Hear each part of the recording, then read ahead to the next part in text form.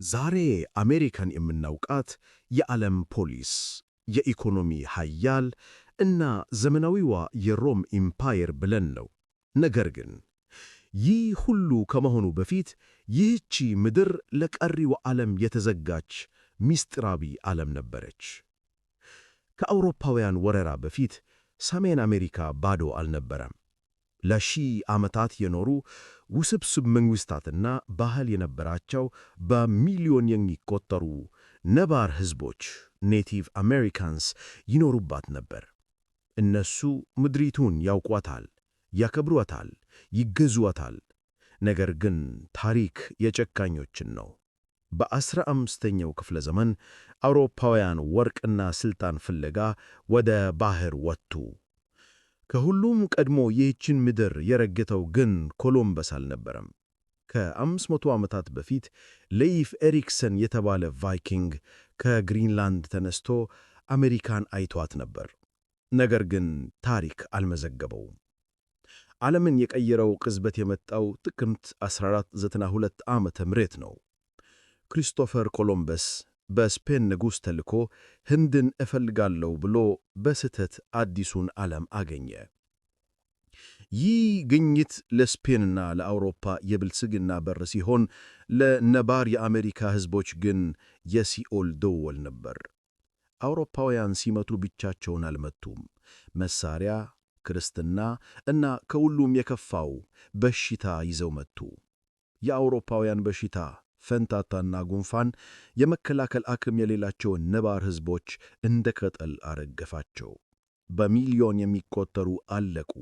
ምድሪቱ ለወራሪዎች ባዶ ሆነች። ስፔን፣ ፈረንሳይ፣ ሆላንድ እና እንግሊዝ ይህንን አዲስ ዓለም ለመቀራመት እሽቅድምድም ጀመሩ። እንግሊዞች አሜሪካ ላይ ለመስፈር ያደረጉት የመጀመሪያ ሙከራ ግን በዓለም ታሪክ እስካሁን ድረስ ያልተፈታ እንኩልል ሆኖ ቀርቷል። በ1587 ዓመተ ምህረት በሮአኖክ በተባለች ደሴት ላይ 100 የሚሆኑ እንግሊዛውያን ሰፈሩ። መሪያቸው ለእርዳታ ወደ እንግሊዝ ተመለሱ። ከ3 ዓመት በኋላ ሲመጣ መንደሩ አለ፣ ቤቶቹ አሉ። ነገር ግን አንድም ሰው የለም። ምንም የትግል ምልክት የለም፣ ሬሳ የለም። በቦታው የተገኘው ብቸኛ ፍንጭ በአንድ ዛፍ ላይ የተቀረጸ ክሮአቷን የሚል ቃል ብቻ ነበር። እነዚህ ሰዎች የት ገቡ? አራዊት በላቸው ወይስ ተረሱ? ማንም አያውቅም። ይህ የጠፋው መንደር ይባላል። እንግሊዞች ተስፋ አልቆረጡም። በ1607 ዓመተ ምህረት ጄምስ ታውን የተባለች ቋሚ መንደር መሰረቱ። ሕይወት ግን ሲኦል ነበር። ረሃብና በሽታ ፈጃቸው። ነገር ግን ካፕቴን ጆን ስሚዝ በተባለ ጠንካራ መሪና ከነባር ሕዝቦች ጋር በተፈጠረ ግንኙነት ተረፉ። ይህቺ ጄምስ ታውን የአሜሪካ ታሪክ ሁለት ተቃራኒ ምሳሎች የተከተለባት ቦታ ናት። አንደኛ፣ የእንግሊዝ ሕግና ሥርዓት የጀመረችባት ናት። ሁለተኛ፣ በ1619 ዓመተ ምህረት የመጀመሪያዎቹ አፍሪካውያን ባሮች የገቡባት ቦታ ናት። የነጻነት ሕልም እና የባርነት ጨለማ አብረው ተወለዱ። በሰሜኑ በኩል ደግሞ ለሃይማኖት ነጻነት ሲሉ የተሰደዱ ፒልግሪሞች መጡ። በፕሊማውዝ ላይ ሰፈሩ። ከነባር ሕዝቦች ጋር መልካም ግንኙነት ፈጥረው የምስጋና ቀን ታንክስጊቪንግ አከበሩ። ጊዜ እየገፋ ሄደ። በ17ሺዎቹ መጀመሪያ ላይ በእንግሊዝ ንጉሥ ሥር የሚተዳደሩ 13 ግዛቶች 13 ኮሎኒዝ በምስራቅ አሜሪካ ተመሠረቱ። እነዚህ ግዛቶች እያደጉ እየበለጸጉና የራሳቸውን ማንነት እየፈጠሩ መጡ። ነገር ግን አሳዳጊዋ እናት እንግሊዝ እና ልጆቹ ቀኞቻቸው መኳረፍ ጀመሩ። መሬት እየጠበበ ነው። ፈረንሳይ በምስራቁ በኩል እየገፋች ነው። ዓለምን የሚያቃጥል ጦርነት ከፊታቸው ይጠብቃቸዋል። የፈረንሳይና የህንድ ጦርነት። እንግዲያው ሙሉ ትኩረታችሁን ወደዚህ ታሪክ ከማድረጋችሁ በፊት ለአንድ አፍታ ቪዲዮውን ላይክና ሰብስክራይብ በማድረግ ድጋፋችሁን አሳዩኝ። እናም የምሠራው ሥራ ከወደዳችሁት ቪፒኤን በማብራት ቻናላችንን ይደግፉ። ነገር ግን ይህን የምታደርጉት እዚህ የምሠራውን ሥራ በእውነት ከወደዳችሁት ብቻ ነው። በተጨማሪም ከየትኛው የዓለም ክፍል እየተከታተላችሁኝ እንደሆነ እናም እናንተ ዘንድስ ስንት ሰዓት እንደሆነ በኮሜንት ላይ ንገሩኝ። ከመላው ዓለም እነማን ከእኛ ጋር እንደሚሆኑ ማየት ሁልጊዜም በጣም ደስ ይላል። በ1750 ዓመተ ምህረት ሰሜን አሜሪካ በሁለት ኃያላን ትወጣጥራለች፣ እንግሊዝና ፈረንሳይ። ሁለቱም ይህ መሬት የኔ ነው ይላሉ። በ1754 ዓመተ ምህረት በቨርጂኒያ ግዛት የሚኖሩ እንግሊዛውያን ፈረንሳይ ወደ ግዛታቸው እየገባች እንደሆነ ሰሙ። ይህንን ለመመርመርና ለማስቆም አንድ የ22 ዓመት ወጣት መኮንን ተላከ። ስሙን በደንብ ያዙት፣ ጆርጅ ዋሽንግተን። ይህ ወጣት ገና የነጻነት አባት አልነበረም፣ የብሪታንያ ንጉሥ ታማኝ ወታደር እንጂ። ዋሽንግተንና ሰዎቹ የፈረንሳይ ወታደሮችን አገኙ። ተኩስ ተከፈተ። የፈረንሳይ አዛዥ ሞተ። ዋሽንግተን ሳያውቀው ክብሪቱን ለኮሰው። ይህ ግጭት አድጎ የፈረንሳይና የህንድ ጦርነት ፍሬንች ኤንድ ኢንዲያን ዎር ተባለ። አውሮፓን፣ ኤስያንና አሜሪካን ያዳረሰ የመጀመሪያው የዓለም ጦርነት ሆነ። እንግሊዝ አሸነፈች። ፈረንሳይን ከአሜሪካ ምድር ጠራርጋ አስወጣች። ነገር ግን ድል ዋጋ ያስከፍላል። እንግሊዝ ከሰረች፣ ካዝናዋ ባዶ ሆነ። የእንግሊዝ ንጉሥ ጆርጅ ሦስተኛ የአሜሪካ ቅኝ ግዛቶች ዕዳውን ይክፈሉ፣ እኛ የተዋጋነው ለእነርሱ ደህንነት ነው አለ። ታክስ ታክስ ታክስ። እንግሊዝ በአሜሪካውያን ላይ የግብር ናዳ አወረደችባቸው። በስኳር ላይ፣ በጋዜጣ ላይ፣ በሕጋዊ ሰነዶች ላይ፣ ሁሉም ነገር ላይ ግብር ተጣለ። አሜሪካውያን ተቆጡ። እኛ በእንግሊዝ ፓርላማ ተወካይ የለንም፣ ያለ እኛ ፈቃድ እንዴት ግብር ይጣላል? ኖ ታክሴሽን ዊዛውት ሪፕሬዘንቴሽን ብለው አደባባይ ወጡ። ንጉሡ ግን አልሰማም። ሕዝቡን ለማስፈራራት ቀይ ለባሽ ወታደሮቹን ወደ ቦስተን ከተማ ላከ። ቦስተን የባሩድ መጋዘን ሆነች። መጋቢት 5 1770 ዓመተ ምህረት ቦስተን በበረዶ ተሸፍናለች። አንድ የእንግሊዝ ወታደር በከተማው መሃል ዘብ ቆሟል። የአሜሪካ ወጣቶች በረዶና ድንጋይ እየወረወሩ ያስቸግሩት ጀመር። የንጉሥ ቅጥረኛ ሂድለን እያሉ ይሰድቡታል። ተጨማሪ ወታደሮች መጡ። ሕዝቡ ከበባቸው።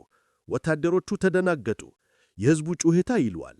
ድንገት ተኩሱ የሚል ድምፅ ተሰማ።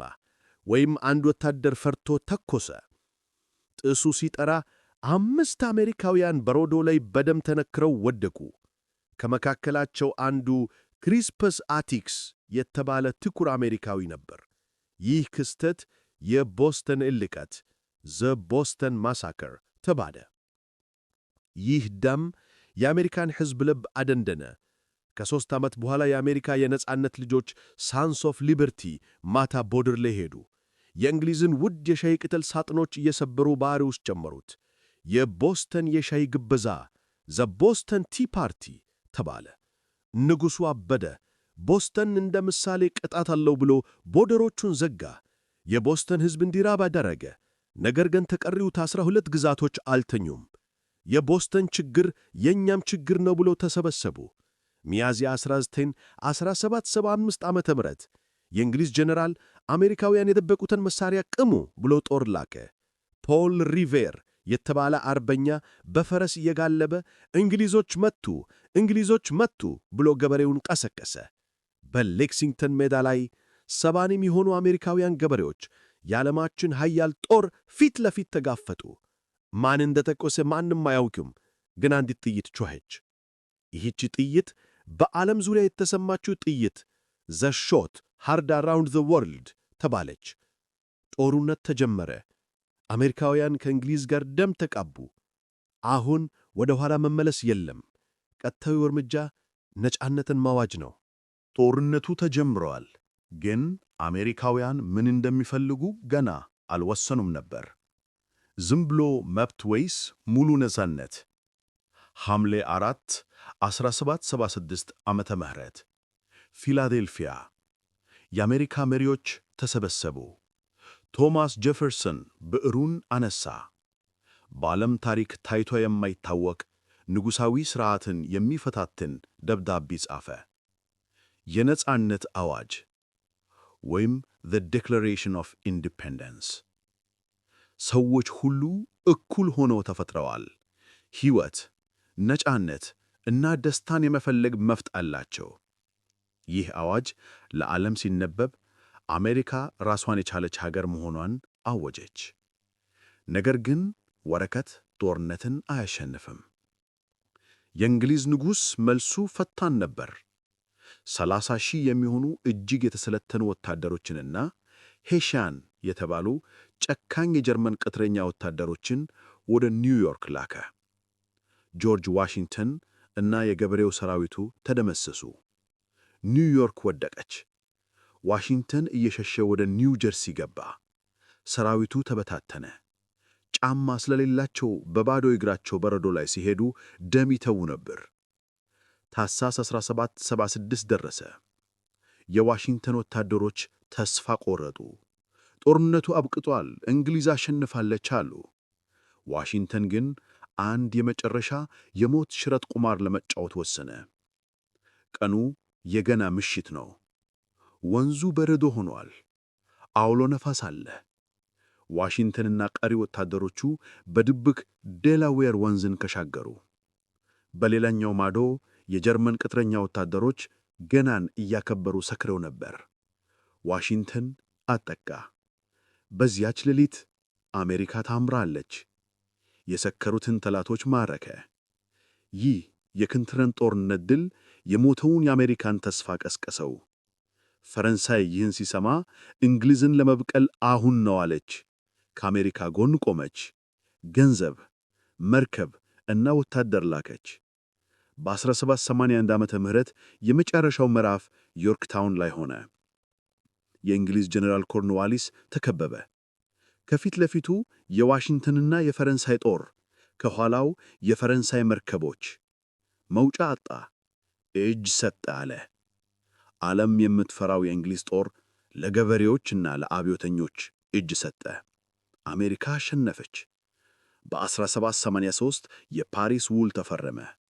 እንግሊዝ አሜሪካን ለቀቀች። አሁን አሜሪካ ነፃ ናት፣ ግን መንግሥት የላትም። እንደገና ወደ ትርምስ ልትገባ ቻለች። በ1787 መሪዎቹ ተሰብስበው የዛሬዋን አሜሪካ ሕግ የጻፈውን ሕገ መንግሥት አረቀቁ። ዊ ዘ ፒፕል ወይም እኛ ሕዝቦች። ጆርጅ ዋሽንግተን የመጀመሪያ ፕሬዝዳንት ሆኖ ተመረጠ። ሁሉም ሰው ንጉሥ ሁንልን አለውት። እሱ ግን እምቢ አለ። 2 ጊዜ 8 ዓመት መርቶ ስልጣን በሰላም መተላለፍ አለበት ብሎ ወንበሩን ለቀቀ። ይህ በዓለም ታሪክ ያልተለመደ ድንቅ ምሳሌ ሆነ። አሜሪካ ተወለደች፣ ግን ሕፃን ናት። ወደፊት የምታድገው፣ የምትሰፋው እና እርስ በርስ የምትባላው ገና ብዙ ታሪክ አለ። ቀጥሎ አሜሪካ ወደ ምዕራብ እንዴት እንደሰፋች እና ከሜክሲኮ ጋር ስላደረገችው ጦርነት እናያለን። 1812 እንግሊዞች ተመልሰው መጡ። የአሜሪካን ነጻነት አበሳጭቷቸው ስለነበር አሜሪካን ለሁለተኛ ጊዜ ወረሩ። በዚህ ጦርነት ዎር ኦፍ 1812 እንግሊዞች ዋሽንግተን ዲሲ ገቡ። እናም የአሜሪካን ኩራት የፕሬዝዳንቱን መኖሪያ ዋይት ሃውስን እሳት ለቀቁበት። ከተማዋ ነደደች። የፕሬዝዳንቱ ሚስት ዶሊ ማዲሰን እየሸሸች ሳለ የጆርጅ ዋሽንግተንን ስዕል ከእሳት አትርፋ ይዛ ወጣች። አሜሪካ ልትጠፋ ነበር። ነገር ግን በዕድል አንድ ግዙፍ አውሎ ነፋስ ሄሪኬን መጣና የእንግሊዞችን እሳት አጠፋው። አሜሪካ በለበጣ ተረፈች።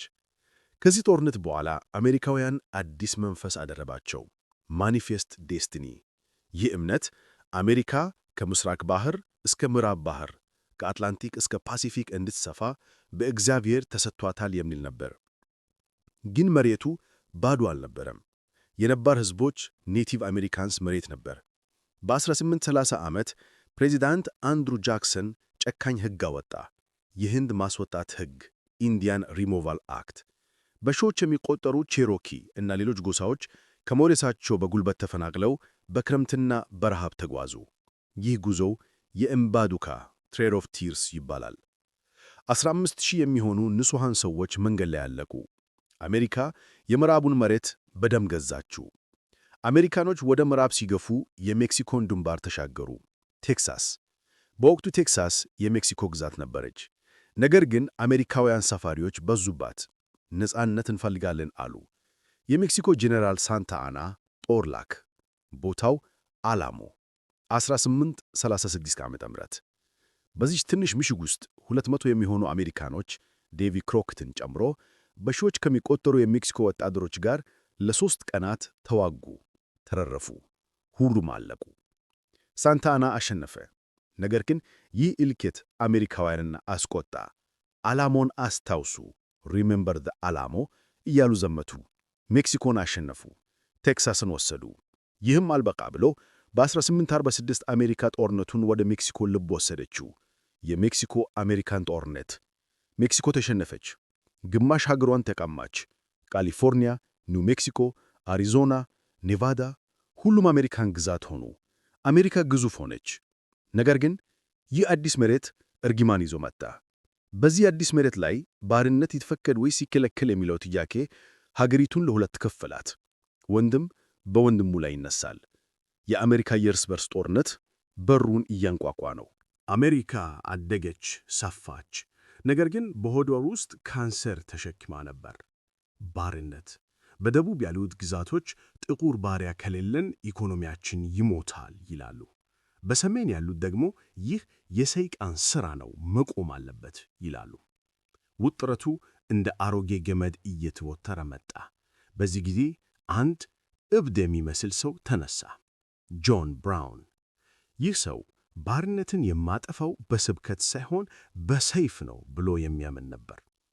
በካንሳስ የባሪያ አሳዳሪዎችን ቤት እየሰበረ ገደለ። በ1859 ሃርፐርስ ፌሪ የተባለውን የመንግሥት መሣሪያ ግምጃ ቤት ወረረ።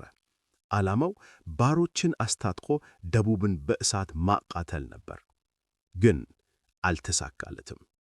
ተያዘ፣ ተሰቀለ። ከመሞቱ በፊት ግን አንድ ትንቢት ተናገረ። የዚች ሀገር ኃጢአት የሚታተቡ በደም ብቻ ነው አለ። በ1860 ዓመተ ምህረት አብርሃም ሊንከን ፕሬዚዳንቱ ሆኖ ተመረጠ። ደቡቦች ይህንን ሰው እንደ መቅሰፍት አዩት። ባርነትን ሊያጠፋ ነው ብለው ፈሩ። ደቡብ ካሮላይና ጀመረች፣ ሌሎቹም ተከተሉት። ከእንግዲህ የአሜሪካ አካል አይደለንም ብለው ራሳቸውን አገለሉ። አዲስ ሀገር መሠረቱ፣ ኮንፌዴሬት። ሊንከን ሀገሬ ስትፈርስ ዝም አልልም አለ።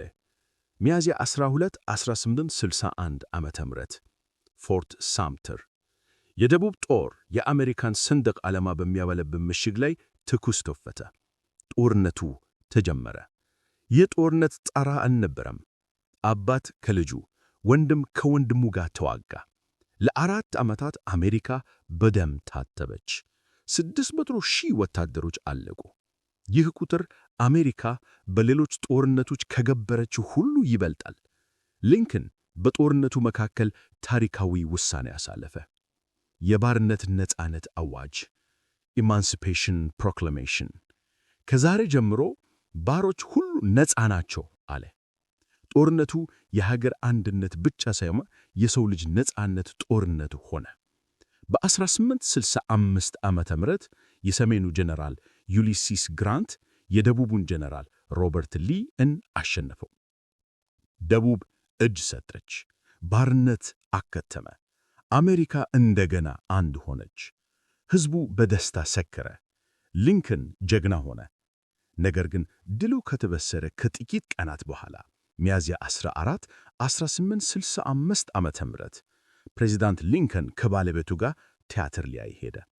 በቲያትሩ መካከል አንድ ጆን ዊልክስ ቡት የተባለ ተዋናይ እና የደቡብ ደጋፊ ወደ ሊንከን ሎጅ ሾልቆ ገባ። ከኋላው ቆመ። ሽጉጡን አወጣ። አብርሃም ሊንከን ወደቀ። ገዳዩ ወደ መድረኩ ዘሎ ለአምባገናዎች መጨረሻቸው ይሄ ነው ብሎ ጮኸ። ሊንከን ሞተ። አሜሪካ ታላቁን መሪዋን አጣች። ባርነት ቢጠፋም የጥቁሮች ስቃይ ግን ገና አልተጀመረም ነበር። ጂም ክሮ የተባለ የዘርነት ሕግ እና የኩኩ ክላስ ክላን ሽብር ከፊት ይጠብቋቸዋል። በሌላ በኩል ደግሞ አሜሪካ ከዚህ አመድ ውስጥ ወጥታ ወደ ኢንዱስትሪ፣ ወደ ሀብት እና ወደ ጊልደድ ኤጅ ልትሸጋግር ነው። የእርስ በርስ ጦርነቱ አበቃ። አሁን አሜሪካ አንድ ግዙፍ ሥራ ከፊቷ አለ፤ ምስራቁን ከምዕራቡ ማገናኘት።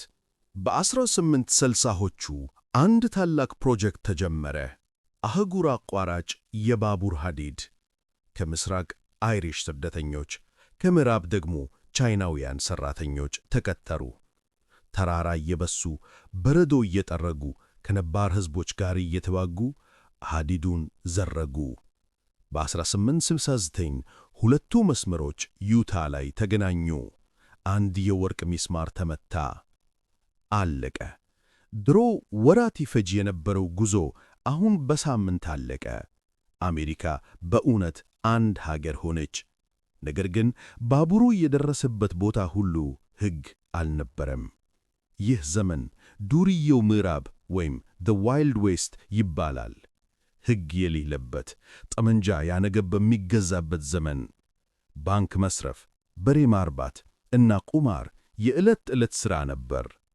እንደ ዋያት ኤርፕ እና ቢሊ ዘ ኪድ ያሉ ሽጉጥ ተኳሾች ታሪክ ሠሩ። በተለይ በቶምብስተን ከተማ የተደረገው የ30 ሰከንድ የተኩስ ልውውጥ the gunfight at the Oki ኮራል የዚህን ዘመን ማንነት ገለጸ። ፈጣን የሆነው ይኖራል፣ የዘገየው ይሞታል። በምዕራብ ጥይት ሲጮህ፣ በምስራቅ ደግሞ ዶላር ይቆጥር ነበር። ይህ ዘመን ጊልድድ ኤጅ ወይም በወርቅ የተለበጠ ዘመን ይባላል። ለምን? ምክንያቱም ከላይ ሲያዩት ያበረክራል፣ ውስጡ ግን በድህነት የተሞላ ነበር። ጥቂት ሰዎች እንደ ጆን ዲ ሮክፌለር፣ ካርኔጊ እና ጄፒ ሞርጋን የአሜሪካን ኢኮኖሚ ጠቅልለው ያዙ። እነዚህ ሰዎች ዘራፊ ባለባቶች ይባላሉ። ሮክፌለር ብቻውን የአሜሪካን ነዳጅ ተቆጣጠረ። ሀብቱ በዛሬው ጊዜ ሲሰላ ከ300 ቢሊዮን ዶላር በላይ ነው። እነሱ በቅንጦት ሲኖሩ፣ ሠራተኛው ግን በቀን 12 ሰዓት እየሠራ በረሃብ ይሞት ነበር። ሕፃናት ሳይቀሩ ፋብሪካ ውስጥ ይማቀቁ ነበር። ሕዝቡ መረረው። አድማ መቱ። ፑልማን ስትራይክ። ባቡሮች ቆሙ። መንግሥቱ ወታደር ላከ። ሠራተኞች ተገደሉ። ይህ የሀብትና የድህነት ልዩነት አሜሪካን ወደ አዲስ አቅጣጫ ሊወስዳት ነው። አሜሪካ አድጋለች፣ ሀብታም ሆናለች። አሁን ደግሞ የዓለም ኃያል መሆን ፈለገች። ለዚህም ደግሞ አንድ መሞከሪያ ትንሽ ጦርነት ያስፈልጋታል። የት? በስፔን ላይ። የካቲት 15 1888 ዓመተ ምህረት ሃቫና፣ ኩባ። አሜሪካኖች ከውስጥ ችግራቸው ወጥተው ዓይናቸውን ወደ ውጭ ጣሉ። ኩባ በስፔን ቅኝ ግዛት ስር ነበረች። አሜሪካ ነፃ እናወጣታለን ብላ ዩኤስኤስ ሜይን የተባለች የጦር መርከብ ላከች። ሌሊት ላይ መርከቧ በድንገት ፈነዳች። 260 የአሜሪካ መርከበኞች ሞቱ። ማን አፈነዳት? ስፔን ናት ወይስ አደጋ ነው? ማንም አላጣራም። የአሜሪካ ጋዜጦች ግን ሜይንን አስታውሱ፣ ስፔን ቱደም ብለው ሕዝቡን አሳብደውት ጦርነት ታወጀ። ይህ የስፔን አሜሪካ ጦርነት ነው። በዚህ ጦርነት አንድ ሰው ጎልቶ ወጣ፣ ቴዎዶር ቴዲ ሩዝቬልት። እሱ የመንግሥት ሥልጣኑን ትቶ ራፍ ራይደርስ የተባሉ የካውቦይ እና የኮሌጅ ተማሪዎች ስብስብ ይዞ ወደ ኩባ ዘመተ። በሳን ሁዋን ኮረበት ላይ በጀግንነት ተዋጋ። ስፔን በአጭር ጊዜ ተሸነፈች። አሜሪካ ምን አገኘች? ኩባን ብቻ አይደለም፣ ፊሊፒንስን፣ ፖርቶሪኮን እና ጓምን ጠቅልላ ወሰደች። አሜሪካ ከአህጉር ኃያልነት ወደ ዓለም አቀፍ ኢምፓየር ተሸጋገረች። ቴዲ ሩዝቬልት ፕሬዝዳንት ሆነ። ለስለስ ብለህ ተናገር ግን ትልቅ ዱላ ይዝ የሚል መርህ ነበረው። ይህንን ዱላውን ተጠቅሞ የሰው ልጅ ታላቅ የምህንድስና ሥራ ሠራ። የፓናማ ቦይ አትላንቲክን እና ፓሲፊክ ውቅያኖስን ለማገናኘት ተራራ እየናዱ የወባ ትኝ እየገደላቸው ቦዩን ቆፈሩ። ዓለምን ለሁለት ከፈሏት። አሁን የአሜሪካ መርከቦች በአጭር ጊዜ ከአንዱ ዓለም ጫፍ ወደ ሌላው መሄድ ቻሉ። በሀገር ውስጥም ሩዝቬልት ፕሮግሬሲቭ ነበር። እነዚያን ዘራፊ ባላባቶች ተጋፍጧቸው ከመንግሥት በላይ የሆነ ኩምፓኒ ሊኖር አይችልም ብሎ ሞኖፖሊዎችን ሰባረቸ። አሜሪካ አሁን ጡንሿ ፈርጥሟል፣ ዝግጁ ናት። ለምን? በአውሮፓ ምድር አንድ የሰርቢያ ወጣት የአውስትሪያን ልዑል ተኩሶ ሊገድል ነው። የአንደኛው የዓለም ጦርነት ሊፈነዳ ነው። 1914 አውሮፓ በጦርነት እሳት ነደደች። አንደኛው የዓለም ጦርነት። አሜሪካ መጀመሪያ ላይ ይህ የኛ ጉዳይ አይደለም ብላ ተቀመጠች። ለ3 ዓመታት በርቀት አየች። ነገር ግን ጀርመን ስህተት ሠራች። የአሜሪካን ሉሲታኒያ የተባለች የመንገደኞች መርከብ አሰጠመች። በመቶዎች የሚቆጠሩ አሜሪካውያን አለቁ። ከዚያም የከፋ ነገር መጣ። ዚመርማን ቴሌግራም። ጀርመን ለሜክሲኮ አሜሪካን ወጉልን፣ ቴክሳስን እንመልስላችኋለን ብላ ላከች። ይህ አሜሪካን አስቆጣ። በ1917 ፕሬዚዳንት ውድሮ ዊልሰን ጦርነት አወጁ። የአሜሪካ ወታደሮች ዶ ቦይስ ወደ አውሮፓ ጎረፉ። አሜሪካ ገባች። ሚዛኑ ተደፋ። ጀርመን ተሸነፈች። ጦርነቱ ሲአልቅ አሜሪካ ወደ ሮሪንግ ትዌንቲዎች ወይም የደስታ የቅንጦትና የብልግና ዘመን ገባች። ሴቶች አጫጭር ቀሚስ መልበስ ጀመሩ፣ ወይም ፍላፐርስ። ጃዝ ሙዚቃ ከተማውን ሞላው። መኪና፣ ራዲዮ፣ ኤሌክትሪክ፣ ሁሉም ሰው ሀብታም የሆነ መሰለ። ነገር ግን መንግሥት አንድ ትልቅ ስህተት ሠራ። አልኮል መጠጣት ክልክል ነው የሚል ሕግ አወጣ። ይህ ሕግ መጠጥን አላቆመም፣ ወንጀልን ፈጠረ እንጂ። ሰዎች በድብቅ መጠጣት ፈለጉ። ይህንን ፍላጎት ለማሟላት ደግሞ ጨካኝ ወንበዴዎች ተነሱ። አል ካፖን። በቺካጎ ከተማ አል ካፖን መንግሥትን ተካ። ፖሊሶችን ገዛ። ተቀናቃኞቹን በጠራራ ፀሐይ በመጥረስ የገደለ የኮንትሮባንድ መተት ነገደ። እኔ ነጋዴ ነኝ፣ ሕዝቡ የሚፈልገውን ሰጣለሁ ይል ነበር። አሜሪካ በገንዘብና በወንጀል ሰከረች።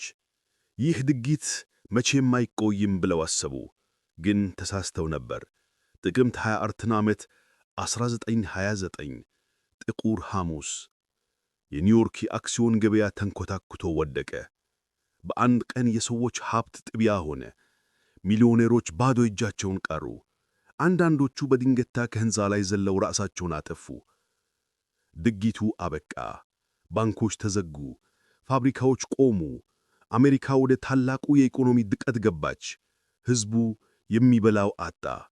አሁን አሜሪካን ከዚህ ጉድጓድ የሚያወጣት ሽባ የሆነ ግን ብረት የመሰለ ልብ ያለው አንድ መሪ ያስፈልጋታል። ፍራንክሊን ዲ ሩዝቬልት ወይም ኤፍዲአር። 1930ዎቹ አሜሪካ በጨለማ ውስጥ ነች። ታላቁ የኢኮኖሚ ድቀት፣ ዘ ግሬት ዲፕሬሽን። ፋብሪካዎች ዝግ ናቸው። ሰዎች ሥራ አጥተው በጎዳና ላይ ወድቀዋል።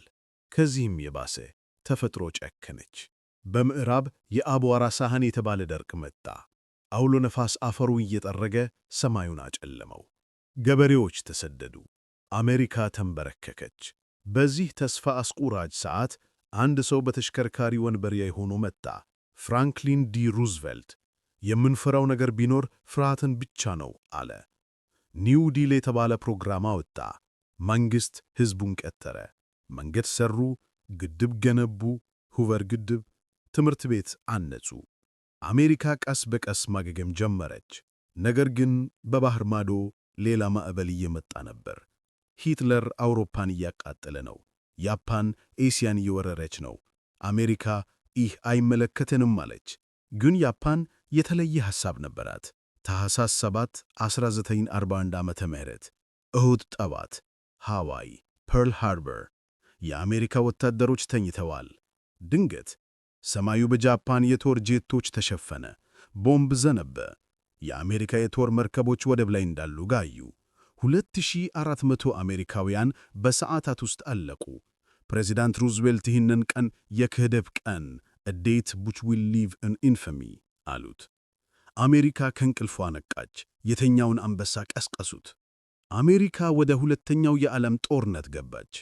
ፋብሪካዎች ሁሉ ወደ መሳሪያ ማምረቻነት ተቀየሩ። ሴቶች ፋብሪካ ገቡ። ወንዶች ወደ ግንባር ዘመቱ።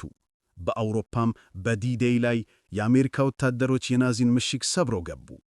በፓሲፊክ ደግሞ ከጃፓን ጋር ደሴት ለደሴት እየተፋለሙ ወደ ቶኪዮ ቀረቡ። ሩዝቬልት ጦርነቱ ሊያልቅ ሲል ሞተ። ሃሪ ትሩማን ተካ። ትሩማን አንድ ከባድ ውሳኔ ጠበቀው። ጃፓን እጅ አልሰጥም አለች። አሜሪካ ደግሞ ማንሃተን ፕሮጀክት በሚል ሚስጥራዊ ፕሮጀክት የሰይጣን እሳት ፈጥና ነበር። ነሐሴ 1945 አሜሪካ በሂሮሺማና በናጋሳኪ ላይ አቶሚክ ቦምብ ጣለች። በሰከንዶች ውስጥ ከተሞች ጠፉ። ሰዎች እንደ ጥላ ቀለቱ። ዓለም አይታው የማታውቀው የእልቂት ሆነ። ጃፓን እጅ ሰጠች። ጦርነቱ አበቃ። አውሮፓ ፈራርሳለች። ኤስያ ደቃለች። አሜሪካ ግን ኢኮኖሚዋ አድጎ ኒውክሊያር ታጥቃ የዓለም ልዕለ ኃያል ሱፐር ፓወር ሆና ወጣች። ነገር ግን ብቻዋን አይደለችም። በምስራቅ በኩል ሶቪየት ኅብረት፣ ሩሲያ እየገነነገነች ነው። ዓለም ወደ ቀዝቃዛው ጦርነት ልትገባ ነው። ሂትለር ሞተ። ጃፓን ወደቀች። ግን ሰላም አልመጣም። ዓለም ለሁለት ተከፈለች። በአንድ በኩል ካፒታሊስቷ አሜሪካ፣ በሌላ በኩል ኮሚኒስቷ ሶቪየት ኅብረት ሩሲያ። ሁለቱም የዓለምን ሕዝብ እኔ ልምራ አሉ። ሁለቱም የኒውክሌር ቦምብ ታጥቀዋል። አንዱ ቢተኩስ ዓለም ትጠፋለች። ስለዚህ ቀጥታ አልተዋጉም። በሰላ በፕሮፓጋንዳና በሌሎች ሀገራት እንደ ኮሪያና ቪየትናም መሬት ላይ ተዋጉ። ይህ ቀዝቃዛው ጦርነት the cold war ይባላል። አሜሪካኖች በፍርሃት ይኖሩ ነበር። ሩሲያ ኒውክሌር ሊጥልብን ነው ብለው ጉሯቸው ውስጥ ጉድጓድ ይቆፍሩ ነበር። ውድድሩ ከመሬት አለፈ ወደ ሰማይ። በ1957 ሩሲያ ስፑትኒክ የተባለች ሳተላይት ወደ ጠፈር ላከች። አሜሪካ ደነገጠች። ሩሲያዎች ከላይ ሆነው ሊያዩን ነው አለች። ቀጥሎ ሩሲያ የመጀመሪያውን ሰው ዩሪ ጋጋሪን ወደ ጠፈር ላከች። አሜሪካ ተሸነፈች መሰለ። ነገር ግን ወጣቱ ፕሬዝዳንት ጆን ኤፍ ኬኔዲ JFK ቃል ገቡ። በዚህ 10 ዓመት ውስጥ ሰው ወደ ጨረቃ እንልካለን አሉ። ሐምሌ 1969 ዓመተ ምህረት አፖሎ 11 ኒል አርምስትሮንግ ጨረቃ ላይ ወረደ። ይህ ለአንድ ሰው ትንሽ እርምጃ ነው፣ ለሰው ልጅ ግን ግዙፍ ዝላይ ነው አለ። አሜሪካ አሸነፈች። ባንዲራዋን ጨረቃ ላይ ተከለች። ነገር ግን አሜሪካ ሰው ወደ ጨረቃ ስትልክ በገዛ ምድሯ ላይ ግን ጥቁር አሜሪካውያን አውቶቡስ ላይ እንኳን ከነጮች ጋር መቀመጥ አይችሉም ነበር። ጂም ክሮው ሕግ። አንድ ሰው ተነሳ። ዶክተር ማርቲን ሉተር ኪንግ ሕልም አለኝ አለ። ጥቁርና ነጭ እኩል የሚሆኑበትን ቀን ናፈቀ። በሚሊዮን የሚቆጠሩ ሕዝቦች ተከተሉት። መንግሥት በውሃ ቦይና በውሻ አሳደዳቸው። እነሱ ግን በሰላም ዘመሩ። በመጨረሻም አሸነፉ። በ1964 የሲቪል መብቶች ሕግ ጸደቀ። ዘረኝነት በሕግ ተከለከለ። ይህ ሁሉ ለውጥ ግን ዋጋ አስከፈለ። ህዳር 22 1963 ዓመተ ምህረት ዳላስ ቴክሳስ። ፕሬዝዳንት ኬኔዲ በክፍት መኪና እየሄዱ ሕዝቡን እያወደሱ ነበር። ድንገት ጥይት ጮኸች። ኬኔዲ ጭንቅላታቸውን ተመቱ። ዓለም በድንጋጤ ቆመች። አሜሪካ ተስፋዋን ያጣች ነበር መሰለ። ከጥቂት ዓመታት በኋላ ማርቲን ሉተር ኪንግም ተገደለ። 60ዎቹ the 60s በደም በለውጥና በእንባ አለፉ። አሁን አሜሪካ ወደ አንድ ረግረጋማ ጦርነት ልትገባ ነው። ወጣቶቿን የሚበላ ሕዝቡን የሚከፋፍል ጦርነት። ቪየትናም። አሜሪካ ጨረቃን ብትረግጥም መሬት ላይ ግን በአንድ ርግርጋማ ጦርነት ውስጥ ገባች። ቪየትናም። ኮሚኒዝምን ለማቆም በሚል አሜሪካ ወጣቶቿን ወደ ኤስያ ጫካ ላከች። ነገር ግን ጦርነቱ እንደታሰበው አልነበረም። ጠላት አይታይም። ገበሬው ቀን ወዳጅ፣ ማታ ጠላት ነው። ወታደሮች በሙቀት በወባና በሽምቅ ተዋጊዎች አለቁ። በሀገር ቤት ወጣቶች አበዱ። ሂፒዎች ተነሱ። ፍቅር እንጂ ጦርነት አንፈልግም አሉ። ዩኒቨርሲቲዎች በአመፅ ተናወጡ። አሜሪካ በውጭም በውስጥም እየደማች ነበር። በመጨረሻም አሜሪካ ሽንፈቷን አመነ ተቀበለች። በ1957 ዓመተ ምህረት የመጨረሻው ሄሊኮፕተር ከአሜሪካ ኤምባሲ ጣራ ላይ ሲነሳ ቪየትናም በኮሚዩኒስቶች እጅ ወደቀች። 58,000 አሜሪካውያን በከንቱ አለቁ። ይህ አልበቃ ብሎ ዋሽንግተን ዲሲ ውስጥ ታላቅ ቅሌት ፈነዳ። ዋተርጌት። ፕሬዚዳንት ሪቻርድ ኒክሰን ምርጫ ለማሸነፍ ሲሉ ተገናቃኞቻቸው ቢሮ ውስጥ ሰላዮችን ላኩ። ይህ ተጋለጠ። ሕዝቡ አመነም። ኒክሰን ዋሹ፣ አስተባበሉ። ነገር ግን ማስረጃው ወጣ። ኒክሰን ከውርደት ለመዳን በታሪክ ለመጀመሪያ ጊዜ ሥልጣኔም በገዛ ፍቃዴ ለቅቄያለሁ ብለው የዋይት ሃውስን ቁልፍ አስረከቡ። አሜሪካውያን በመሪዎቻቸው ላይ እምነት አጡ። ከዚህ ሁሉ ድብረት በኋላ በ1980ዎቹ አንድ የቀድሞ የሆሊውድ ተዋናይ ፕሬዝዳንት ሆነ፣ ሮናልድ ሬገን። አሜሪካ ተመልሳለች አለ። ኢኮኖሚውን አነቃቃ። ለሶቪየት ኅብረት ግን ርኅራኄ አልነበረውም። የጦር መሣሪያ እሽቅድምድሙን ወደ ጣራ አደረሰ። ሩሲያ ይህንን ኢኮኖሚያዊ ጫና መቋቋም አቃታት። በ1987 ዓመተ ምህረት ሬገን በርሊን ሄዶ ለሩሲያው መሪ ጎርባቾቭ እንዲህ አለ። ሚስተር ጎርባቾቭ፣ ይህንን ግድያ አፍርሱ። እናም ሆነ። በ1989 የበርሊን ግንብ ፈረሰ። በ1991 ዓመተ ምህረት ታላቋ ሶቪየት ኅብረት እንደ አሮጌ ሕንፃ ተንኮታኩታ ወደቀች። ቀዝቃዛው ጦርነት አበቃ። አሜሪካ ያለ አንዲት ጥያት አሸነፈች። አሁን በዓለም ላይ የቀረችው ብቸኛዋ ልዕለ ኃያል ሀገር አሜሪካ ብቻ ናት። ነገር ግን ጠላት ሲጠፋ ሌላ አዲስ የማይታይ ጠላት ይፈጠራል። በኢንተርኔት፣ በቴክኖሎጂ እና በመካከለኛው ምስራቅ በረሃ ውስጥ 9/11 እና የዘመናዊው ዓለም ትርሙዝ ሊጀምር ነው። 1930ዎቹ አሜሪካ ብቻዋን ኃያል ሆነች። ኢኮኖሚው ፈነዳ። አዲስ ነገር መጣ፣ ኢንተርኔት። ሰዎች በኮምፒውተር መገናኘት ጀመሩ።